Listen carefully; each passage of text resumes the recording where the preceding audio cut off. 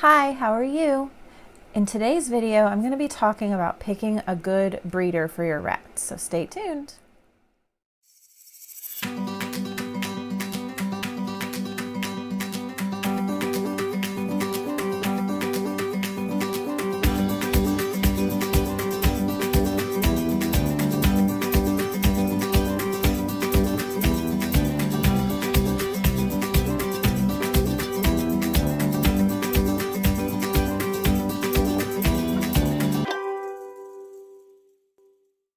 So I have probably 4 pages of notes here of things that I am going to hopefully try to get to all of.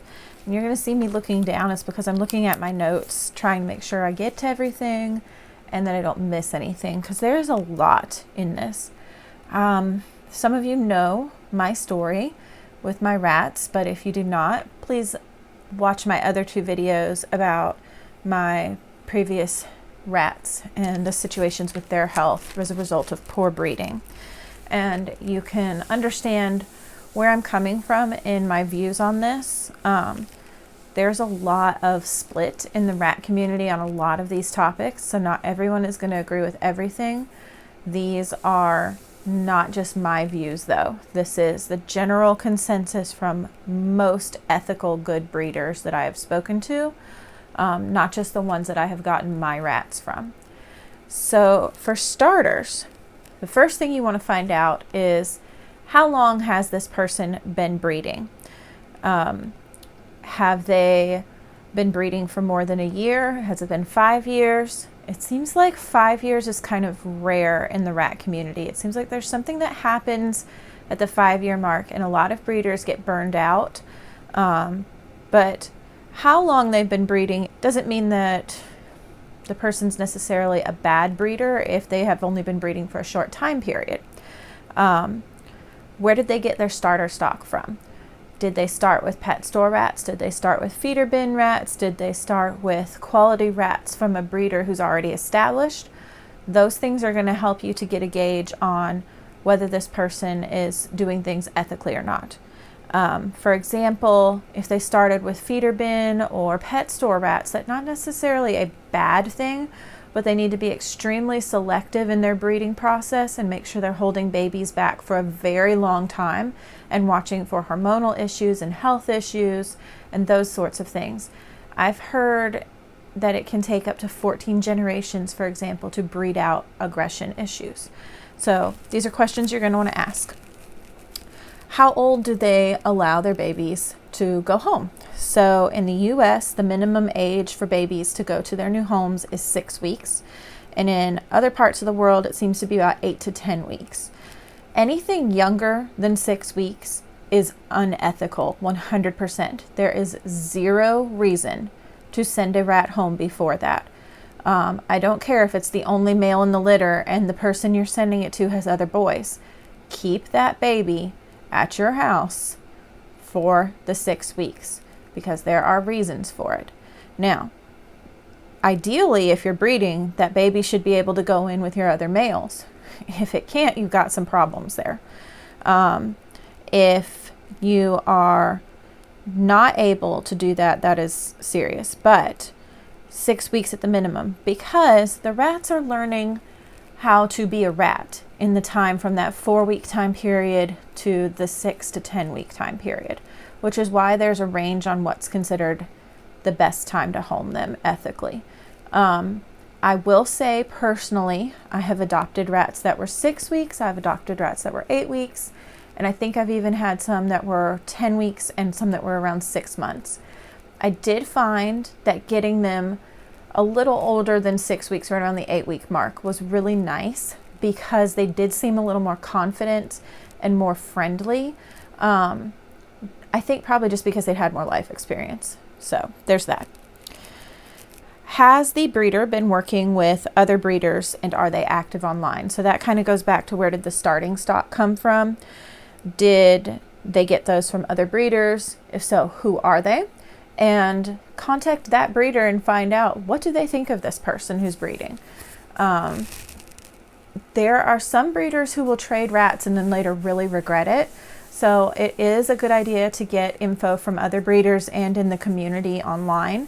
There are rat blacklist pages online, and I highly recommend becoming a member and checking those, and also asking in various forums and things if people had issues that popped up, specifically aggression and health issues, just to give you at least an idea so you're making an informed decision. Okay, so the second big thing to ask about is, do they cull? And this is one of those hot button topics. Let me first start by explaining what culling is. I think I've talked about this in my other videos, but it's important here, and this may be the only video of mine you've watched. So there's two lines of thought. Culling can be the term used for removing a rat from your breeding program, but most often it means putting the animal to sleep humanely in whatever way is humane for the age of that animal. So that can be, what are some reasons maybe they might need to do that? Litter size. A litter that's too large means that the babies aren't going to thrive as much. They may not make milestones as well, and that's going to be a risk to the babies. It's going to be a risk to mom because she won't be able to produce enough milk. So that can be one reason. Failure to thrive. That's a pretty serious one and should always be culled. A failure to thrive baby is not the same as a runt. Let me say that first. A failure to thrive literally cannot digest its milk properly to grow. There will be serious deficits in milestones, like not opening its eyes early enough, not gaining weight as fast, not moving around as soon.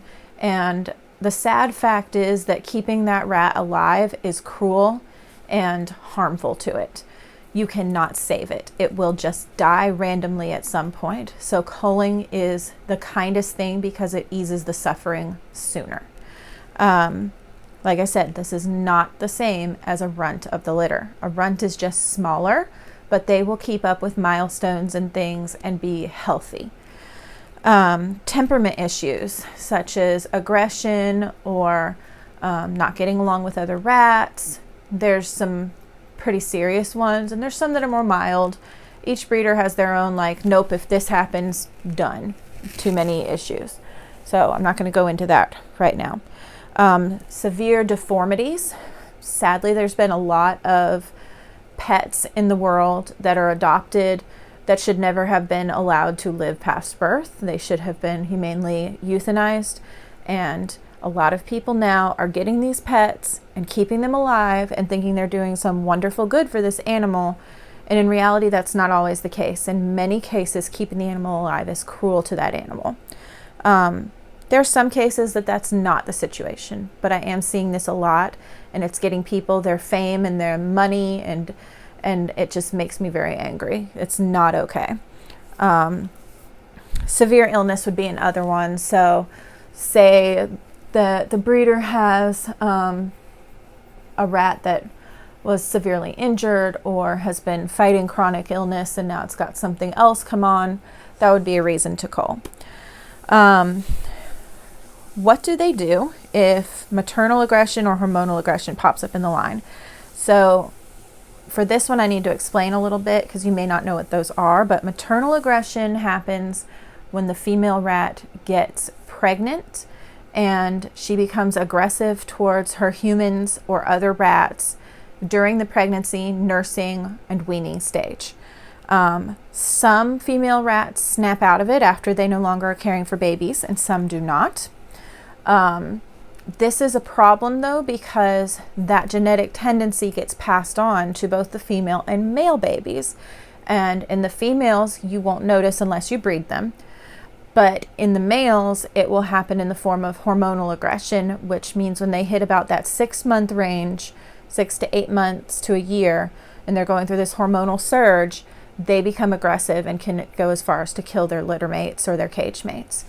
If you continuously breed rats with these traits, you will wind up with rats that are just straight up aggressive from the get-go. So what does the breeder do if those things pop up? That's a question to ask, and you have to decide if their answer is something that you're comfortable with or not. For males, it can also pop up after they have bred with the female in some cases. So this is something to consider.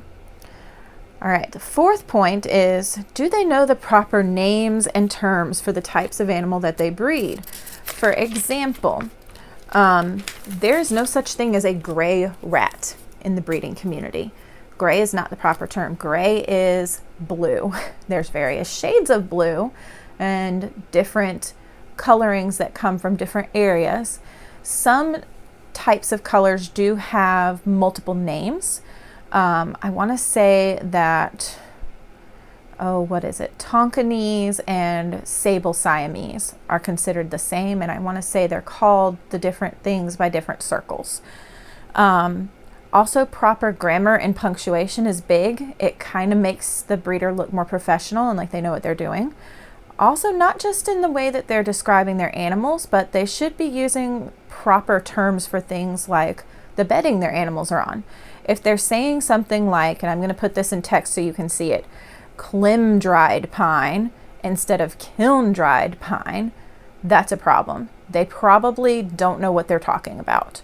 They also need to know the genetics of what types of rats they're breeding. I would go so far as to say that if they have every single kind of rat known to man for coat color and fur type, that's probably a red flag, because there's too many projects going on at once and they're not going to be able to focus well on what they have.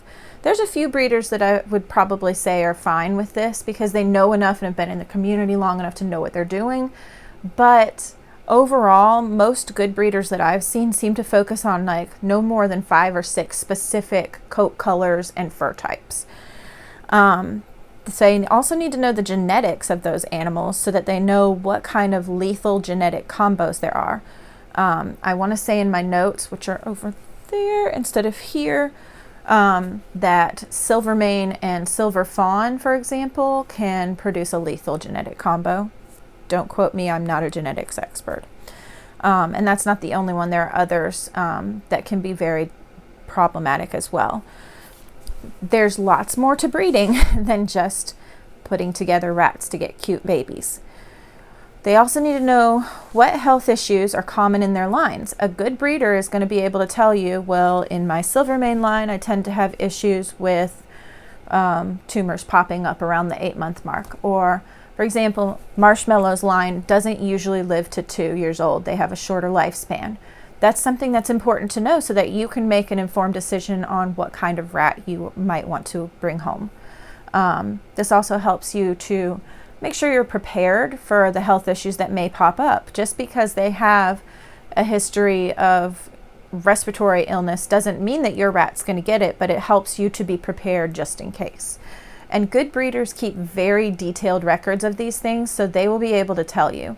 They will also want to know if your rat has health issues so that they can add this to their information. Okay, next thing, cage setup. Ask to see photos. In the United States, it is very common for breeders to run a closed rattery. They will not necessarily let you in their house or their breeding facility to see animals. This is not like going to get a puppy from a breeder. It is a closed rattery often because we right now have had Cdav pull up again, and people do not want their ratteries wiped out due to someone else's poor practices of quarantine. So they are not going to trust you to let you in their house. It's because they love their animals and they don't want them to get sick. You can literally pick this up from going into a pet store because someone who came in before you could have it on their person and spread it. It's an airborne illness. So as far as I know, it's not dangerous to people, but it can wipe out entire breeders' stock, and it has before. So they are often going to have a closed rattery, and that's okay. But you can ask for pictures or a live video or anything like that. And that should help give you an idea of some very important things. Proper ventilation, for example. If they use bins, there should not just be holes in the bins. They need to be made into a full bin cage with wire mesh on 3 to 4 sides and the lid. You want to look at their cleanliness. Honestly, you can kind of tell, okay, they probably clean this weekly and it's cleaning day. There's a difference between that level of dirty and nasty. Proper bedding. If they're using paper bedding or something along those lines, you probably need to stay away. especially if they're combined with bins that have holes drilled in them, because your rats are going to be more prone to lung issues. You also want to see good food. There are some animal foods that are not marketed towards rats and are fine to feed your rats because they have the same nutritional value. However, you don't want to see them feeding their rats things like Lucky Charms, and sadly I've seen that from some breeders. Just because the rat can eat just about anything does not mean that that is what you want your baby rat raised up on. And they should have enrichment, even if they're using a rack system, which would be the black bins in a wooden rack with wire toppers. They can still usually fit something like a hide, wood chews, some sort of toys in with mama and babies until they're big enough to go somewhere else, or in those bins if they use them all the time. And you'll also want to look at how many rats per enclosure. And for that, I'll also add, I'm specifically talking about fancy pet rats, not African soft furs or other things, because in those cases they are colony bred and there's a different ratio. They're also a smaller animal. So you'll need to look at how many rats are in the enclosure and is that a reasonable amount for the cage size. Next, do they temperament test and how soon do they handle babies? This is another one that everybody's kind of back and forth on. Personally, I would not want to go to a breeder who does not temperament test. I have been down that route and it is a disaster waiting to happen. In my previous video, I talked about Ralphie, who came from a breeder who did not temperament test and bred from first-gen rats and did not hold back any, so did not have any way to assess temperament as they aged. He was severely hormonally aggressive when I got him, and it was a disaster. I was bit, my daughter was bit, and thankfully my rats were okay because I separated him immediately, but it was heartbreaking. And the scary thing is that I trusted this person to give me a quality animal and they did not. Rats can bite all the way down to the bone and cause permanent nerve damage, and it is simply not worth it.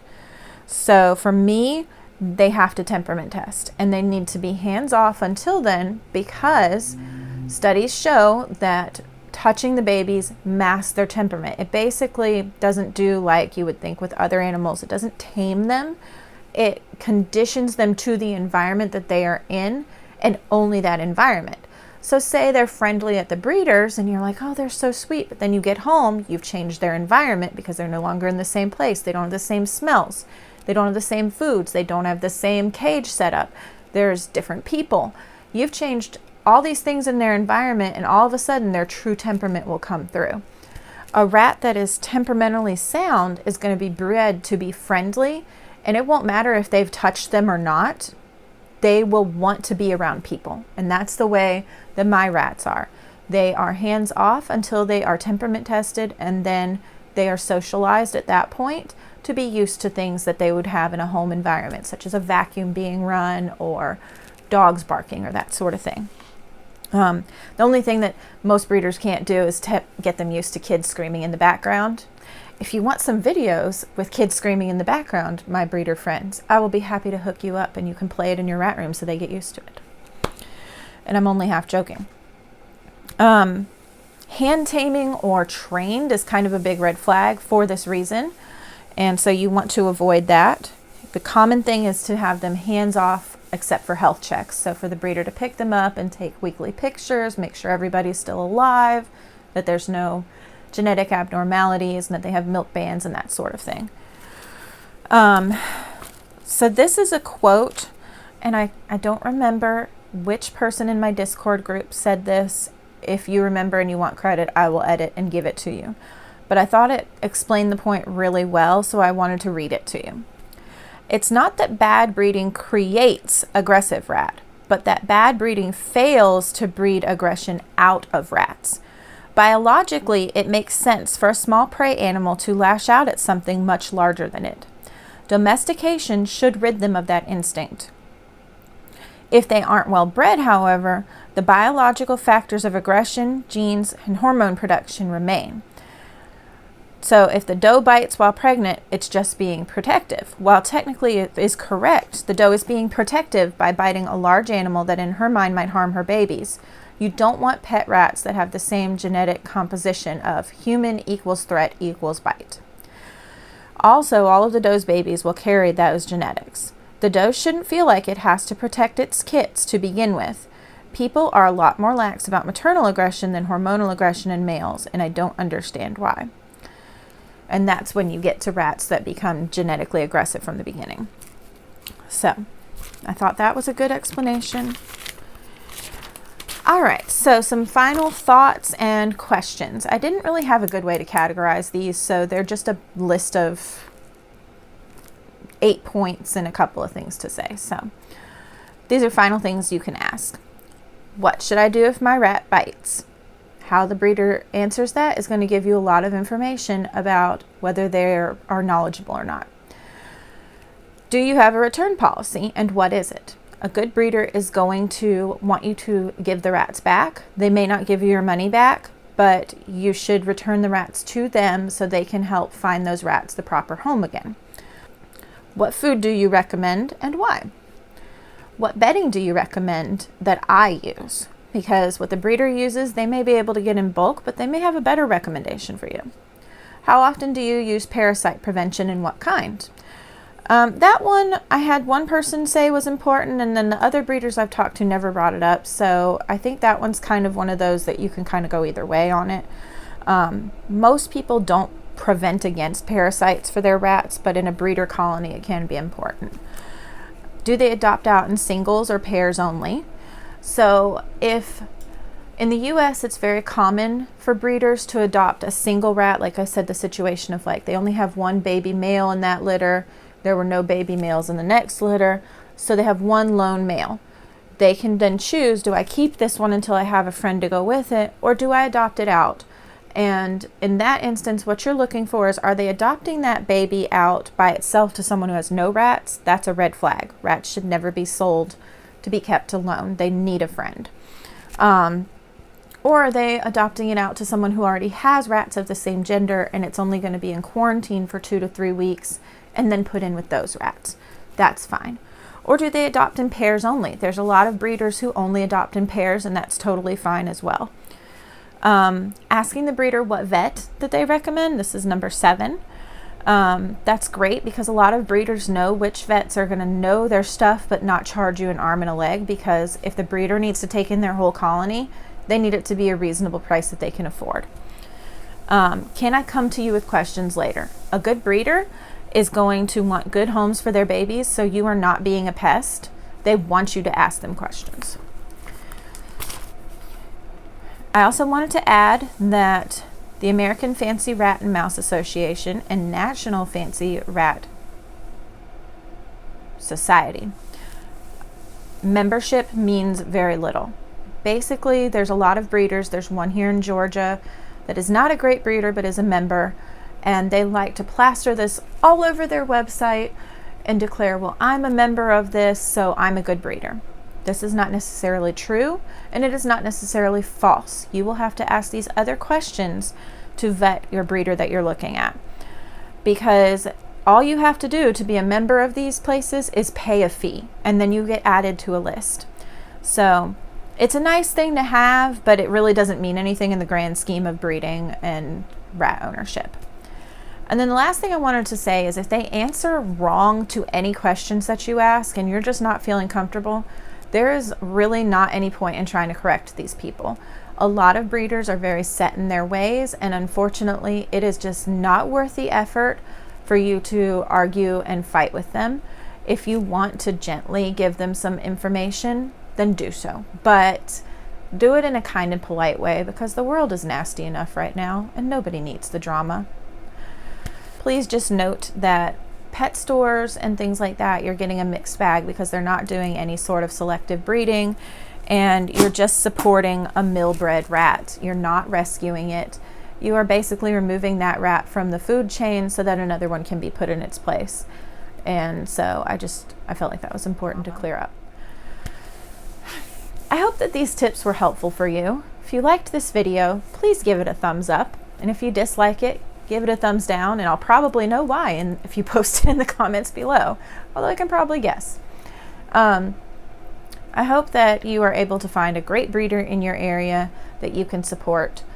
Please make sure that you subscribe to my channel and hit the notification bell if you want to know more about when I post videos for our homeschooling, DIYs, our rats, or the miscellaneous mischief that we get up to. Thanks for watching. Bye.